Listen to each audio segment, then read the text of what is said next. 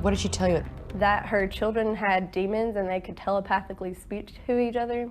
Demons? Mainly the middle child, she had demons, and she would speak to her younger sister and tell her to do things telepathically. Like mind talk? Yeah, they were always separated, and she could do it from in her room while her sister was on the other side of the house.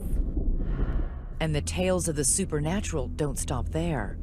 They did tell me that a demon was like, she was lifting up off the bed, like levitating. The claim seems outlandish, but former DHS adoption specialist Jan Wallace supports Chelsea's allegations.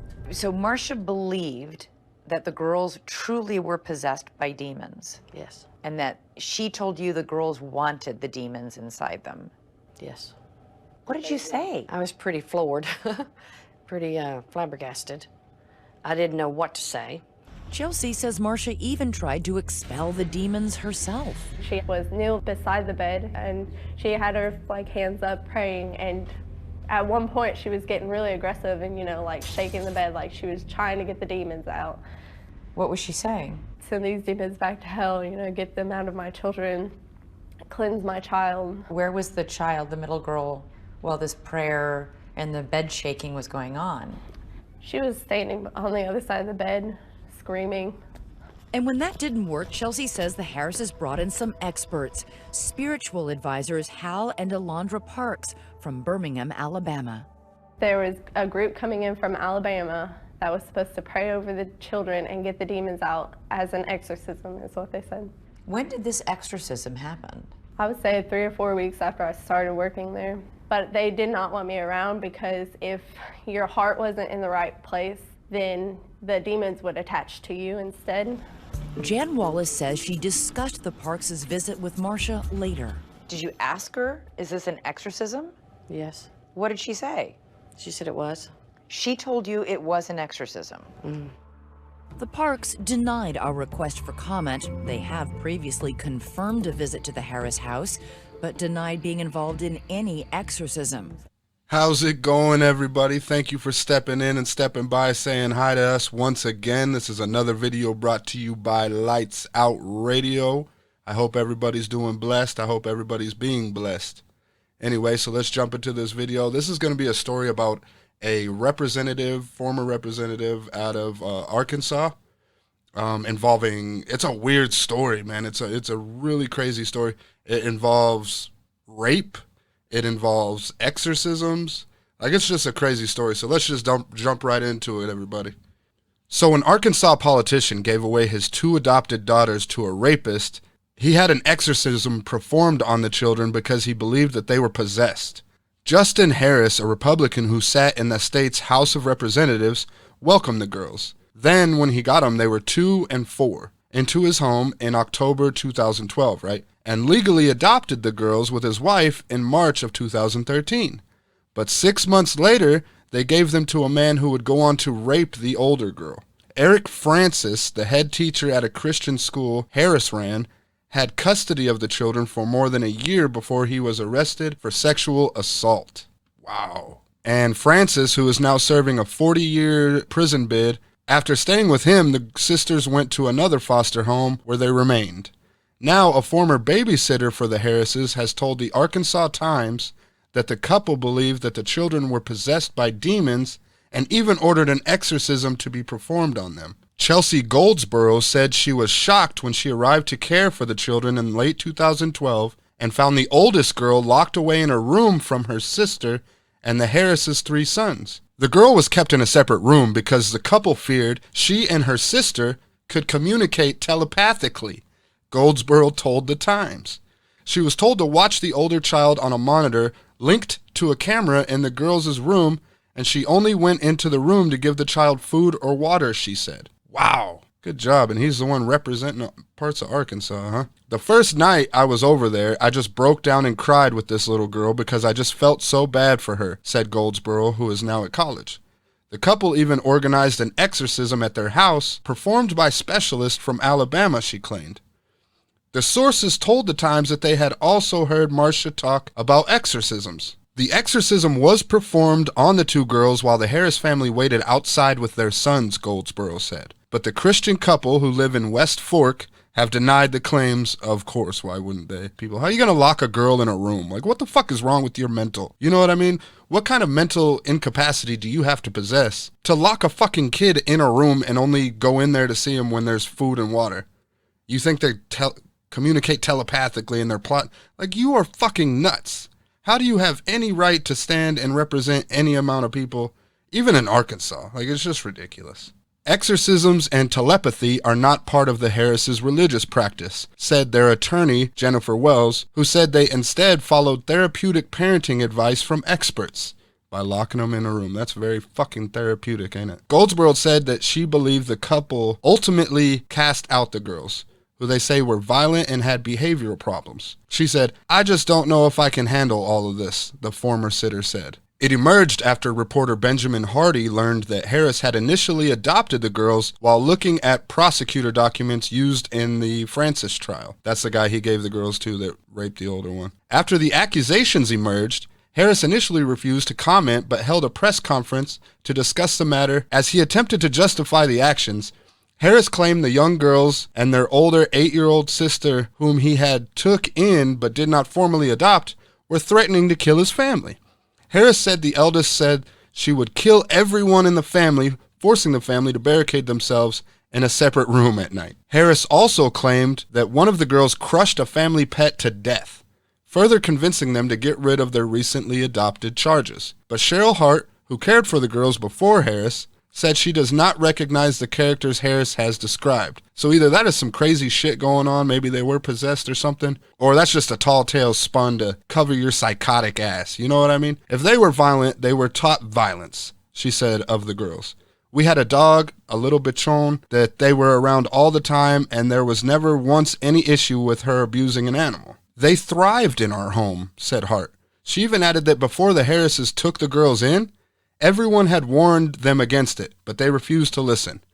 People had tried to put him off the adoption because the girls, who had been sexually abused in their biological mother's home, could be aggressive, and putting them with the Harrises' 3 boys did not seem wise. I asked them point blank, "Why would you put your sons through that?" Hart said. "Because the oldest one at the time was aggressive. That's how she learned to get through things in her life. And they knew the middle girl had been sexually assaulted and she would have some anger issues. Despite these warnings, they still went through with taking the girls in, allegedly getting Cecile Blucker, Director of Children and Family Services at DHS, to pull strings to make it happen. But after struggling to cope with the girls, the Harrises landed them over to Eric Francis and his wife in October 2013. It was later reported to the Department of Human Services that Mr. and Mrs. Harris had left the children with another family and had basically abandoned them. Sergeant Kimberly A. Warren said in a police report. The incident was reported to the child abuse hotline and the children were interviewed. It was during that interview that police learned that the middle girl had been the victim of sexual abuse. While Francis's wife was away on a trip, he raped the girl to help her go to sleep, she claimed, a claim he did not deny. Wow. Sick bastards, man. Gross. There's 2 things I can't stand, all right? I have no sympathy, no anything towards. It's child molesters and rapists. That's just me personally. That's my opinion. And this is fucking sickening. He's the leader of a Christian school? Get the fuck out of my face. The Times also reported that the Harris family continued to accept adoption subsidy money even after giving the children away. The couple claimed they put the girls in counseling, but it did not help, and that is when they decided to rehome the 2. Following the publication of the story, they released a statement through their lawyer, and he's quoted saying, "Mr. and Mrs. Harris have suffered a severe injustice. Due to threats of possible abandonment charges, they were unable to reach out to DHS for help with children who presented a serious risk of harm to the other children in their home. Upon the advice of both a psychiatrist and a pediatrician, they were forced to move the children to the home of trusted friends who had a lot of experience with children with reactive attachment disorder." It also goes on to say that Mr. and Mrs. Harris are devastated about the outcome of the decision, but faced with no good option, they did the best that they knew how. Harris also placed some of the blame on officials in the Arkansas Department of Human Services, whom he said misled them as to the abuse suffered by the girls. They said they also began sending all stipends they received to Francis's family. Faced with no help from DHS, we thought we had found a perfect solution, said Representative Harris. Francis lost his job at the school while in custody of the girls due to performance issues, but Harris and his wife did not take the girls back. At some point before he was arrested and after his firing, Francis and his wife gave the 2 girls away to another family where they were living now. The mother, who now has custody of the girls, said, "I don't like that they took this path to get here, but they are home now, and they are loved and cherished. This is God's plan. They are our daughters. They are precious, precious, amazing girls, and we are so blessed to have them." I just got tingles. Like, it sucks that they had to go through so much, but from that statement, I mean, people lie. Obviously, we just heard this Justin Harris cat lying through his teeth. If that's true, then I am so happy for them that they found a loving family.